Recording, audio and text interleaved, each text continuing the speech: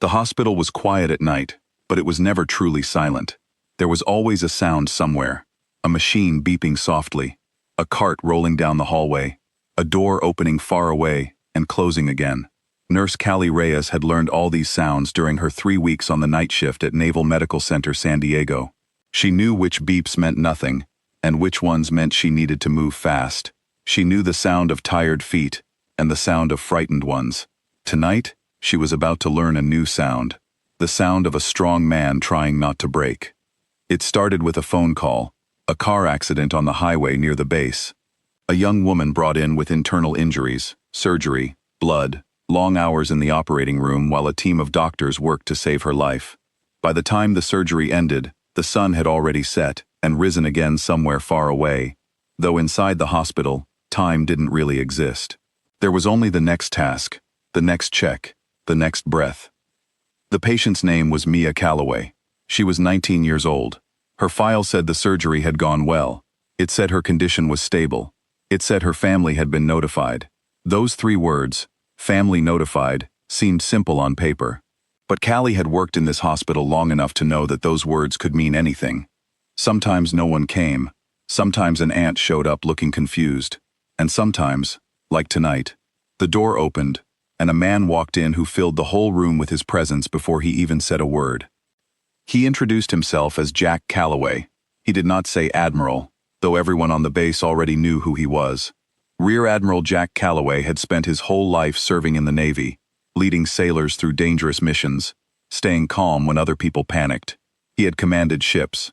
He had led men through storms at sea and through storms of gunfire, but nothing had prepared him for this. Nothing had prepared him for standing outside a hospital room, waiting to see if his little sister would open her eyes.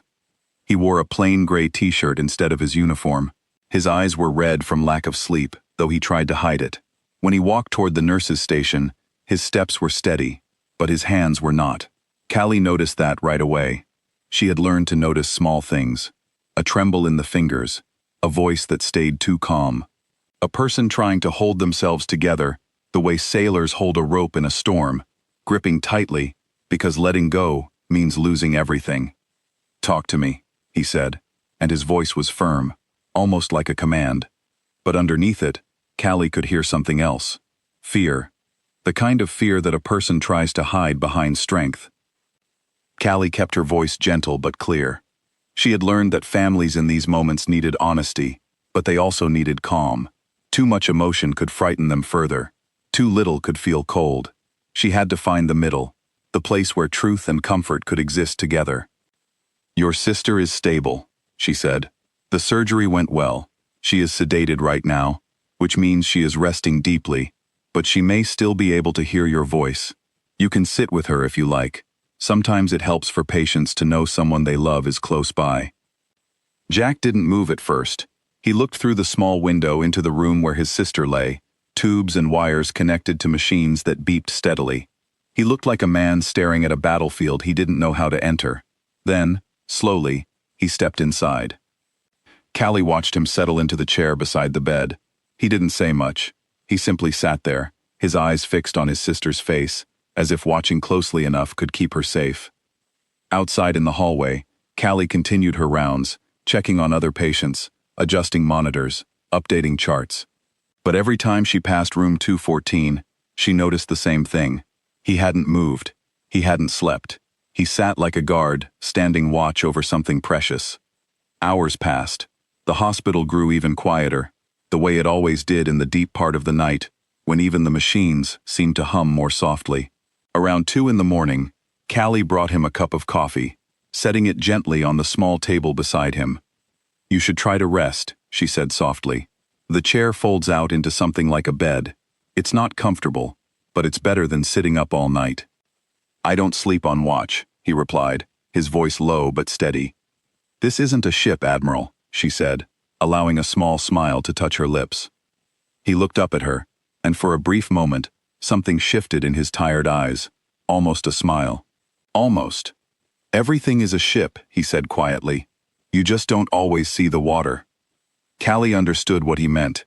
Life didn't stop testing people just because they weren't at sea. Storms came in many forms. Some were made of wind and waves. Others were made of waiting rooms and beeping monitors, and the terrifying silence of not knowing whether someone you loved would open their eyes again. His phone buzzed on the table. He glanced at it, then silenced it without answering. It buzzed again a few minutes later. Again, he silenced it, his jaw tightening. Callie recognized that look. She had seen it before in other family members. It was the look of someone who commanded respect everywhere else in his life.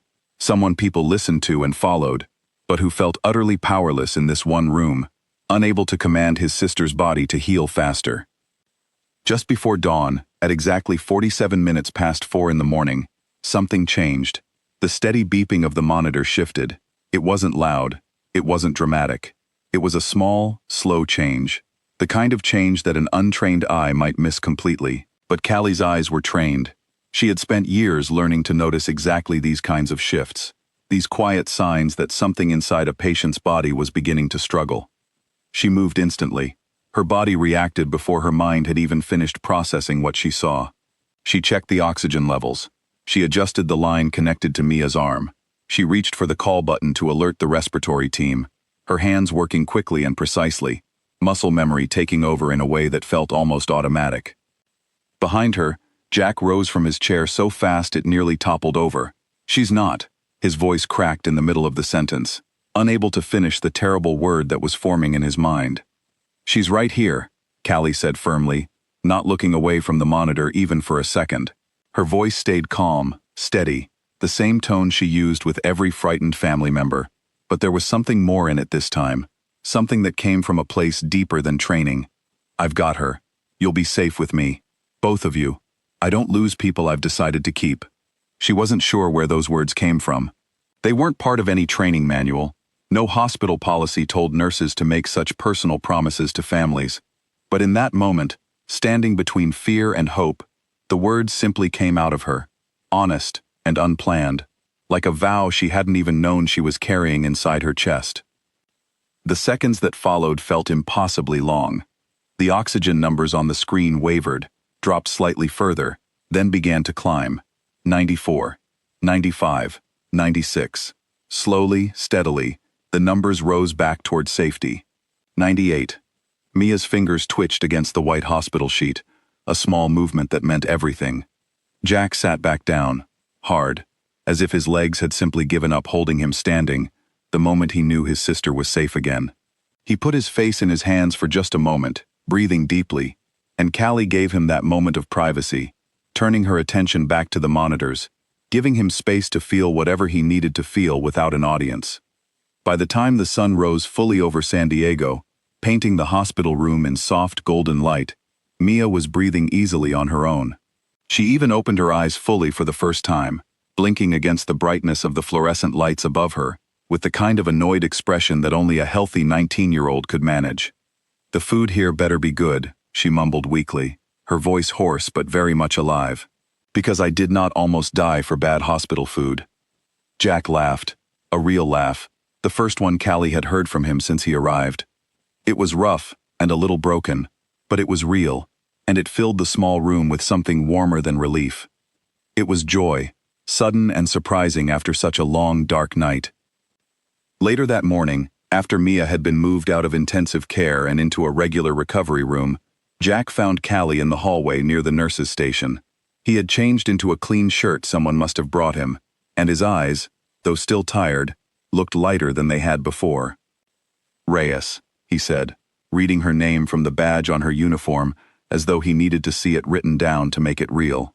"That thing you said last night, about keeping people, about us being safe with you. I meant it," Callie replied simply. "I know," he said. He looked back toward his sister's room, listening to the faint sound of her complaining about the hospital television not having enough channels. "That's the part that got me. You didn't have to say it, but you meant it anyway." Callie smiled, a small, genuine smile. "In this job, you learn that people don't just need medicine. They need someone to believe they're going to be okay, even in the moments when it's hardest to believe." Jack nodded slowly, as if turning her words over in his mind, storing them somewhere important. He held out his hand, a formal gesture that seemed almost out of place after everything that had happened between them that night, yet somehow it fit perfectly. "Thank you," he said simply, "for everything." "It's my job," Callie replied, shaking his hand. "No," he said, his eyes steady and sincere. "It was more than that." Over the following weeks, Jack visited the hospital regularly to check on his sister's recovery, and it became almost natural for him to stop by the nurses' station to talk with Callie during her shifts.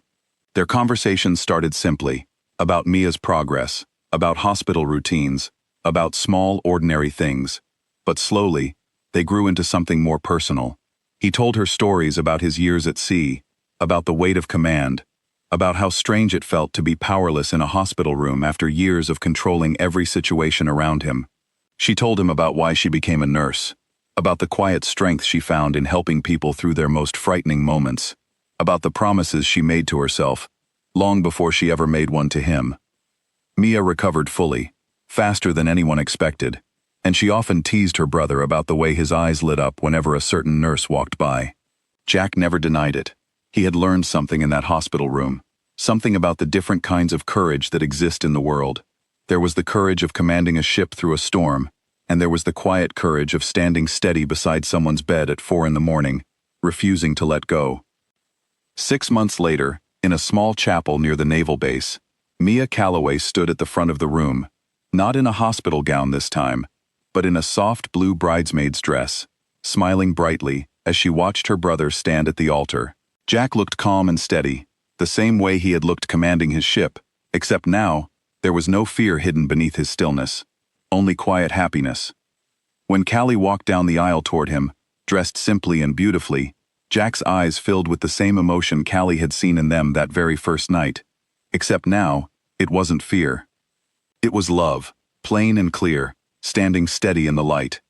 As they exchanged their vows, Jack spoke softly, repeating words that echoed something Callie herself had said to him many months before, on the night everything had almost been lost. "You'll always be safe with me," he said, looking into her eyes. "I don't lose people I've decided to keep." Callie smiled through happy tears, remembering that long night in room 214, remembering the fear, the steady beeping of machines, and the promise she had made without even planning to. She had kept her word that night, and in return, she had found something she never expected to find in a hospital hallway at 4 a.m. She had found love, patient and steady, waiting quietly beside her the whole time,